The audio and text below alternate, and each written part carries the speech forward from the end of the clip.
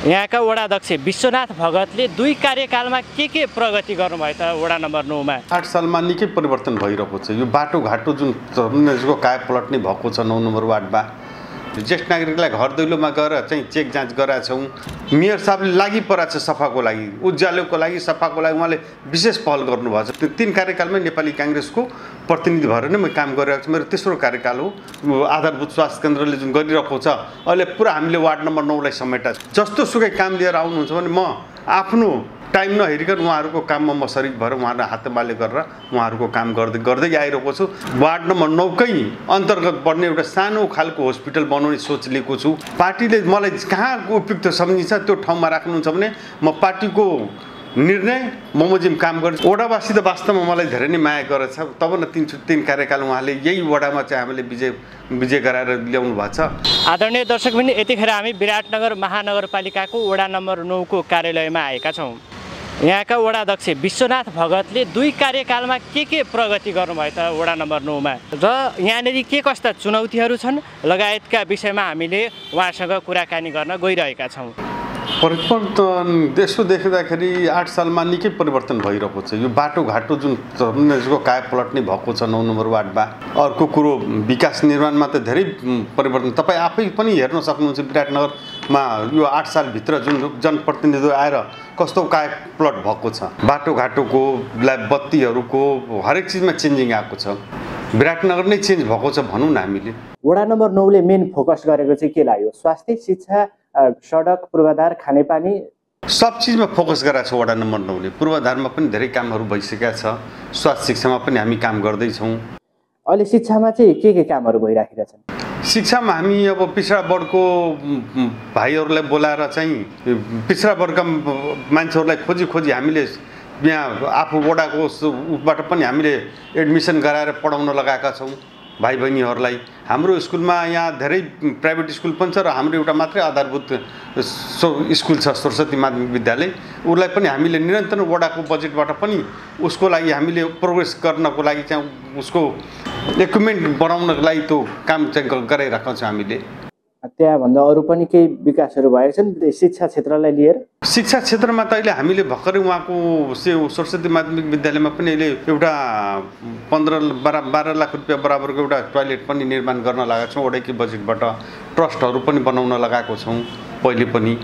अनि अहिले स्वास्थ्यमा चाहिँ के परिवर्तन भइरहेको छ? स्वास्थ्यमा यो वार्ड नम्बर 9 मा निकै परिवर्तन भएको छ र हामीले गरेको पनि छौँ। स्वास्थ्यमा के गरेका छौँ भने हामीले तपाईँको ज्येष्ठ नागरिक सबभन्दा पहिले ज्येष्ठ नागरिकलाई घर दैलोमा गएर चाहिँ चेक जाँच गराएका छौँ र ज्येष्ठ नागरिकको अवस्था के छ त्यसपछि हामीले सुत्केरी महिलाहरूलाई पनि पुरा हस्पिटलबाट डाटा लिएर प्रत्येक महिनामा हाम्रो यहाँको 2-3 जना जुन बहिनीहरू जुन स्वास्थ्यमा खटिरहेका छ उहाँहरू घर दैलोमा गएर नि उहाँहरूको काम चाहिँ हेरचाह गर्नुहुन्छ, जाँचचेज गर्नुहुन्छ र तिनीहरू कस्तो अवस्थामा छ, कुन अवस्थामा छ त्यो सब ब्रिफिङ मलाई गर्नुहुन्छ महिनामा एकचोटि बसेर।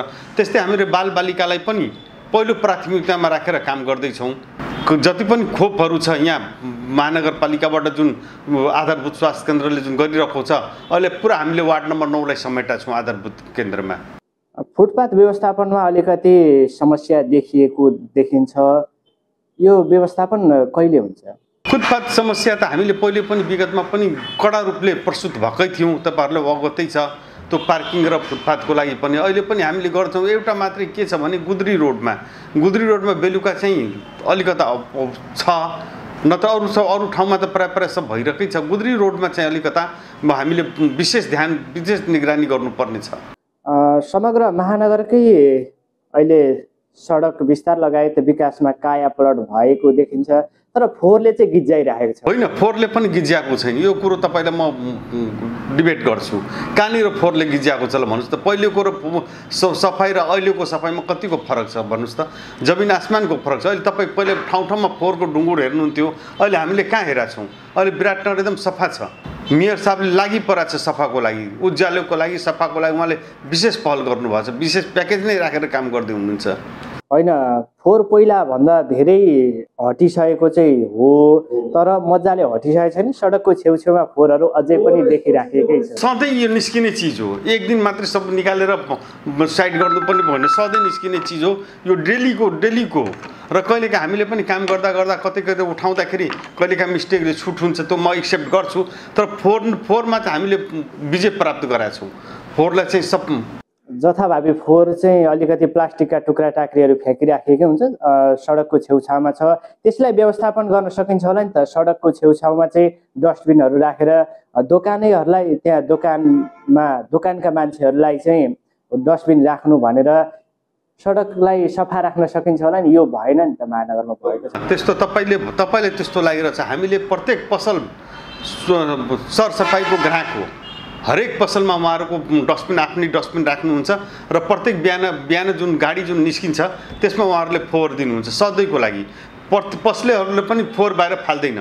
अब आउने बजेटमा कुन विकासका आयोजनाहरूलाई चाहिँ मुख्य रूपमा समावेश गरिनेछ, सरसर्ती बताइदिनु न। सबभन्दा पहिलो त हामीले आधारभूत स्वास्थ्य केन्द्रलाई नै फोकस गर्छौँ, किनभने महानगरपालिका आफ्नै बिल्डिङ नवनिर्माण वडा समिति कार्यालय भइसकेपछि त तल हाम्रो पुरै खाली छ। यसमा हामीले वार्ड नम्बर 9 कै अन्तर्गत पर्ने एउटा सानो खालको हस्पिटल बनाउने सोच लिएको छु र यसैलाई मैले सबभन्दा बढी फोकस गर्छु। यसमा फिजियोथेरापी र सुगरको निःशुल्क सुगर चेकको पनि हामीले व्यवस्था मिलाउनेछौँ र ल्याबहरू पनि राख्नेछौँ भन्ने तपाईँले विश्वास दिलाउन चाहन्छु। र यो आउने 6 महिनाभित्र यो काम सुरु हुन्छ भन्ने मलाई विश्वास दिलाउन चाहन्छु तपाईँले। तपाईँहरू चुनावमा होमिँदाखेरिको जुन जनतालाई वाचा गर्नुभएको थियो, यो काम चाहिँ हामी गरेर दिन्छौँ हाम्रो 5 वर्ष कार्यकालमा भनेर जुन वाचाहरू चाहिँ तपाईँले गर्नुभएको थियो, त्यो वाचा पुरा गर्नका लागि बजेट पर्याप्त आइराखेको छ वडा नम्बर 9 मा? बजेट हामीलाई जति दिए पनि कमै हुन्छ। बजेटको हिसाबले त बजेट वास्तवमा महानगरपालिकालाई नै बजेटमा सङ्घले बजेट दिएको छैन, यो तपाईँहरूलाई अवगत नै छ। जब सङ्घले बजेट दिँदा त महानगरपालिकालाई हामीले कहाँबाट प्रशस्त बजेट दिन्छ। तर जतिसुकै जे बजेट आए पनि हामी महानगरपालिका 19वटा वार्डले हातोमाले गरेर त्यो बजेटलाई पनि हामीले सदुपयोग गरिरहेको छौँ। र यो जुन जति पनि बजेट दिन्छ वडामा सब वडा वाइज दिन्छ, कसैलाई पनि काखा गरेर दिन। ठुलो वार्ड छ भने यति दिने, सानो वार्ड छ भने यति दिन, त्यो होइन। र आजको दिनमा पनि सबभन्दा बढी आर्थिक स्रोत उठ्ने मेरो 9 नम्बर वार्ड नै हो। यहाँ तपाईँको वर्षेनी 7 करोड रुपियाँ उठ्ने गरेको छ वर्ष राजस्व। र यही राजस्व हामीलाई छोडिदियो भने त हामी यसैबाट कायापलट गरिहाल्छौँ नि आफ्नै वार्ड। तर त्यस्तो होइन, अरू पनि वार्ड छ नि त जसमा कति 15 लाख रुपियाँ उठ्ने छ, कति 20 लाख रुपियाँ उठ्ने छ, कति 50 लाख रुपियाँ उठ्ने छ, 2 करोड रुपियाँ पनि उठ्ने छ। त्यस्तो पनि वार्डलाई पनि हामीले मिलाएर महानगरपालिकासँग कुरा भएको छ र हामीले गरिरहेको छौँ। राजस्व उठ्न त हाम्रो सबभन्दा बढी राजस्व उठ्ने हाम्रो वडा हो, 9 नम्बर वडा। अहिले वडा नम्बर 9 मा चाहिँ के चुनौती छन्? वडा नम्बर 9 मा अहिले भर्खरै हिजो मैले मेयर साहबसँग बसेर 1 घन्टासम्म यही विकास निर्माणको बारेमा कुरा गर्दाखेरि उहाँले मलाई एउटा के आश्वासन दिनुभयो भने, एउटा त तपाईँ जुन हाम्रो प्लट छ नि त्यो 10 कट्ठा 12 कट्ठाको जुन प्लट छ त्यसमा हामीले चाहिँ धेरै चाँडो नै घण्टाघर बनाउने योजना राखेका छौँ। अन्डरग्राउन्ड पार्किङ सहित घण्टाघर बनाउने अहिले सोच्ने, त्यसको डिपिआरमा गइसकेका छ। मेयर साहब यसमा लागि पर्नु भएको छ। उहाँले नै मलाई आश्वासन दिनुभएको छ कि आज हामी एउटा त्यहाँ गर्ने भनेर घण्टाघरको सोच बनाएको छ। अरू 2टा भवनमा एउटा तपाईँको डी प्लटमा भवन अब धेरै चाँडो बन्दैछ, त्यसको पनि नक्साको प्रक्रियामा गइसकेका छ। अब तेस्रो कार्यकालमा पनि तपाईँ नै उठ्ने हो कि अब चाहिँ अरू कसैलाई छोडिदिनुहुन्छ या तपाईँको आवश्यकता पर्दैन वडा नम्बर 9 लाई? यो त मैले डिसाइड गर्नु हो नि कि म उठ्छु कि उठ्दिनँ भने। यो त जनताले डिसाइड गर्नु र पार्टीका वरिष्ठ नेताहरूले डिसाइड गर्नु हो। म वार्ड नम्बर 9 मा कसलाई उठाउने र कसलाई टिकट दिने हो। टिकट जसले पाउँछ त्यसलाई हामी मै पाऊँ भने मै उठ्छु, मलाई दियो भने मै सघाउँछु, नत्र अरू साथीलाई दियो भने म एकदम स्वच्छ राजनीतिक नेपाली काङ्ग्रेसको क्याडर भएको हिसाबले म उहाँलाई रात दिन हातोमाले गरेर उहाँलाई सघाउने छु भन्ने आशा लिएको छु। तपाईँलाई यो लाग्छ कि तेस्रो कार्यकाल पनि मेरो आवश्यकता पर्छ भन्ने लाग्छ र? पार्टीले निर्णय गर्ने कुरा हो, यो मैले भन्ने कुरा होइन। पार्टीले मलाई कहाँ उपयुक्त सम्झिन्छ त्यो ठाउँमा राख्नुहुन्छ भने म पार्टीको निर्णय बमोजिम काम गर्छु। म पार्टीको वफादार सिपाही हुँ र आज पनि म यहाँ बसिरहेको छु। 2-3 कार्यकालमै नेपाली काङ्ग्रेसको प्रतिनिधि भएर नै म काम गरिरहेको छु। मेरो तेस्रो कार्यकाल हो। एक त मैले पहिले चाहिँ 2055-56 सालमा वडा सदस्य भएर पार्टीको नेपाली काङ्ग्रेसबाट आएको हुँ र 2 चोटि वडा अध्यक्ष भएर आएको छु।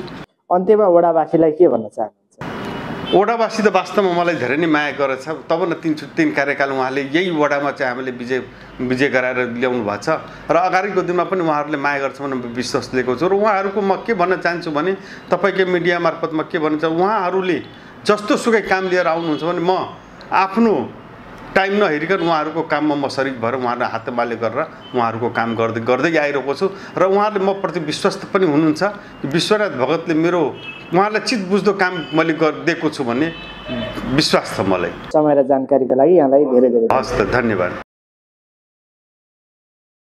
भैरव बास्तोला, यहाँ वडा नम्बर 9 को बासिन्दा हुँ। वडा नम्बर 9 बाट प्रवाह हुने सेवाहरूप्रति तपाईँ कतिको सन्तुष्ट हुनुहुन्छ? म त एकदम सन्तुष्ट छु। मेरो अब यहाँ अलिकति यो घर जग्गा सम्बन्धी काम थियो र म यहाँ आफ्नो पेपरहरू लिएर आउँदाखेरि उहाँले एकदम राम्रो तरिकाले रेस्पोन्स गर्नुभयो, बिहेभ गर्नुभयो र मेरो काम 2 दिनमै मेरो सकियो। त्यही भएर म यो वडाप्रति एकदमै म सन्तुष्ट छु अनि वडा लगायत सम्पूर्ण यहाँका कर्मचारीहरूलाई चाहिँ धन्यवाद दिन चाहन्छु। मेरो नाम जाकिर हुसैन, घर वडा नम्बर 9 गोखापुल चोकमा छ। वडा नम्बर 9 बाट तपाईँहरूले पाउनु जुन सेवाहरू पाइराख्नु भएको छ यसलाई तपाईँले कसरी लिइराख्नु भएको छ? हाम्रो वडा नम्बरमा वडा स्तरीय जुन सेवाहरू छ एकदम प्रभावकारी रूपमा भइरहेछ।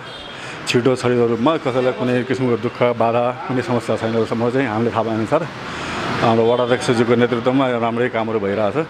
विकासको काम पनि भइरहेछ। तपाईँको के अरे यहाँ जनताले पाउनुपर्ने सेवा सुविधाहरू जुन छ प्रभावकारी रूपमा भइरहेछ सबै कुराहरू। तपाईँ वडा कार्यालयमा भएर यो कुरा भन्नुभयो कि साँच्चीकै यो फिल गरिरहेको? होइन, म त यहाँ तपाईँको के अरे पोलिटिक्समा पनि भएको कारणले गर्दाखेरि मैले धेरै कुरा थाहा पाइरहेको हुन्छु। त्यही भएर साँच्चीकै फिल गरेको कुरा के छ भने यहाँ प्रभावकारी रूपमा वडा अध्यक्षज्यूमा कुनै काम आयो भने त्यो सजिलै समाधान गरेर पठाउनुहुन्छ उहाँले।